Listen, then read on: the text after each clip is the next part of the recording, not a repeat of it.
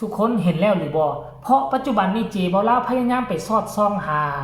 คลิปรถแห่ก็ยังบ่เห็นมีผู้ใดโพสต์เคลื่อนไหวเทื่อเนาะเห็นก็เห็นแต่เล็กๆน้อยๆที่ว่าน้องอายสกุลนพรใส่เพจของพนกพงศกรไล่สดแต่ว่าย่านเพลงจะติดลิขสิทธิ์ก็เลยบ่มาให้ทุกคนได้ฟังแต่ว่าเจบ่ลาวก็เอาภาพบรรยากาศพิธีสู่ขวัญนาคมาให้เบิ่งก็แล้วกันเนาะสรุปรวมแล้วก็อยากมาบอก FC แฟนคลับของอายสกุลนพรบางคนก็สิว่าโอ้งานสำคัญขนาดนี้ลูกสิบ่ไปงานพอเลยบ่มันสิบ่ดีบ่เป็นลูกเป็นพ่อกันแท้ๆโอ้ยในที่สุดก็มาแล้วแบบมาแบบยิ่งใหญ่เลยเฮ้ย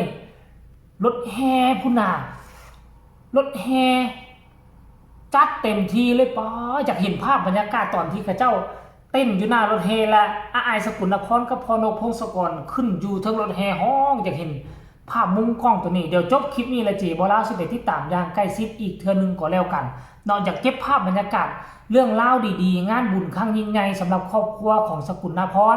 เนาะกับพนกพงศกรมันเป็นเรื่องราวดีๆเฮาควรที่จะพากันสนับสนุนเนาะพากันกดไลค์กดแชร์เพื่อเฮ็ดให้สิ่งที่พอนัดตั้งใจเอาไว้มันเกิดดอกออกผลและเป็นงานบุญที่ยิ่งใหญ่ที่สุดอยู่ในเขตหมู่บ้านแห่งนั้นเนาะอันนี้คือการเคลื่อนไหวล่าสุดที่เจบ่ลาวสามารถไปสอดส่องไปซอกหาข้อมูลเกี่ยวข้องกับน้องอายสกุลนพรมาจนได้เพราะตอนเดินทางก็บ่เห็นเขาเจ้าว่าจังไหนว่าเดินทางแล้วเด้อกำลังไปงานบุญบ่เห็นผู้ใดเคลื่อนไหวช่วงนี้เจบ่ลาวก็แปลกใจอยู่ในเพจของบ้านฮักบอสน้อยอายก็เช่นเดียวกันเข้าไปเบิ่งแต่ละเทื่อมีแต่คลิปวิดีโอเก่าส่วนใหญ่มีแต่รูปภาพเก่าๆบ่เห็นมีการอัปเดตเคลื่อนไหวแบบช็อตต่อช็อตคือกับวงอื่นเฮ็ดน่ะบัดวงสาวน้อยเพชรบันแพงแม่ไปห้องน้ำก็เฮ็ดก็รายงานออกห้องน้ำก็รายงานคือรายงานทุกฝีก้าวแล้วมันเฮ็ดให้ FC แฟนคลับติดตามแบบช็อตต่อช็อตช็อตต่อช็อตติดตามเลยอยากติดตามอีกเพราะมันทันใจนะเนาะเอาคลิปนี้ก็น่าจะฝากฝังเอาไว้สำนี้ก็แล้วกันเด้อทุกคนเอาพอกันคลิปหน้าตอนที่น้องอายโซลีลาอยู่บนรถแห่งานบวชของพ่อตนเองก็แล้วกันสำหรับคลิปนี้ฝากฝังเอาไว้สำนี้เนาะสบายดีเมสุปฏิปันโนภะคะวะโตสาวกสังโฆสังฆังนามามินะโมตัสสะภะคะวะโตอะระหะโตสัมมาสัมพุทธัสสะนะโมตัสสะภะคะวะโตอะระหะโตสัมมาสัมพุทธัสสะนะโมตัสสะภะคะวะโตอะระหะโตสัมมาสัมพุทธัสสะสาธุอัจจยังอัจจโยโรเมพันเตสักขามายคตุโมราตังจิตตาคารวะคารวะสาธุมกายกรรมมโนกรรมกายกรรมสัมวจีกรรมเจกรรมทั้งหลายที่เจ้านาได้สลังพังพาดได้ประมาทต่อคุณพระพุทธคุณพระธรรมคุณพระสงฆ์คุณบิดามารดาคุณครูบาอาจารย์ซึ่งว่าต่อหน้าก็ดีรับหลังก็ดีก็จงเป็นอโหสิกรรมนำเสียซึ่งโทษดาวต่อเท่าเข้าสู่ปรินิพพานขออย่าได้มีมาอันมาผจญด้วยเดชเดชาของคุณพระพุทธเจ้าพระธรรมเจ้าพระสงฆ์เจ้าขอเจ้านาคจงเจริญในธรรมด้วยจตุรพิธวัญใจทั้งสี่ประการเพื่ออายุวันนะสุขภาละทุกคนทุกตนก็ขาดเทินมุ่งอีกบาทนี้สาธุสักเคกาเมจารุเปเตริสิภรตเตจันตริเควิมาเนเทมเปรเทจักขาเมตลวนาขาหเนแควตุมิเขเตโอมาจยันตุเทวาชรธรวิสเมยักขากันทัพพนาคาติทันตาสันติเกยังมุนิวาละวัจนังสันตโอเมสุนันตุพุทธานุพัมโบธรรมานุพัมโบสังฆานุพัมโบเทมานุพัมโบอนุรักขันตุสาธุสุนันตุพุทโตเยเทวาสังฆาดุราเทพพยดาเจ้าทั้งหลายสักเทกาเมอันอยู่บนสวรรค์ชั้นกามภพ6ชั้นรูปเปตนอยู่ในรูปพง16ชั้นสิริสิกรตเตตนอยู่บนยอดเขาเลเหวห่วยจันตาริเขวิมาเนในวิมานอากาศที่เปตนอยู่ในทวีปต่างๆวิวดรกุรุทวีปเป็นต้นรัตเถตนอยู่ในกรุงเขตเมืองไทย ข้าเวตนอยู่ตามหมู่บ้านตรวนาคาหเนตนอยู่ในพงไผ่เทหาบัดทุ่งหิเขตเตตนอยู่ตามเงื่อนซ่านให้หน้าถูกแห่งผู้มาตนสถิตอยู่ภาคพื้นแผ่นดินดันวิแบกธรณีเป็นเขา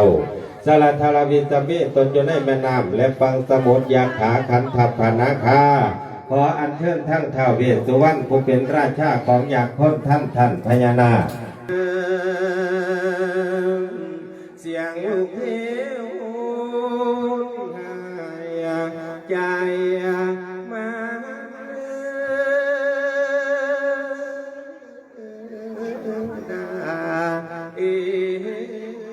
เก้าเจ้าหน้าคือเสียงลูกขวาจึงสู่กับพ่ออินวอนละมูเน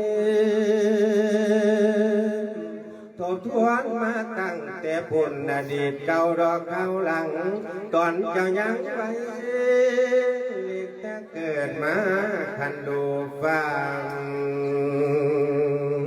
เมียถนอมลูกสายละอาละสังป้าทุกคนนึกว่าอาอายสิบมาแต่ว่าที่ไหนได้เอารถแห่ของเสียงวีหกมาคู่กับพอนกพงศกร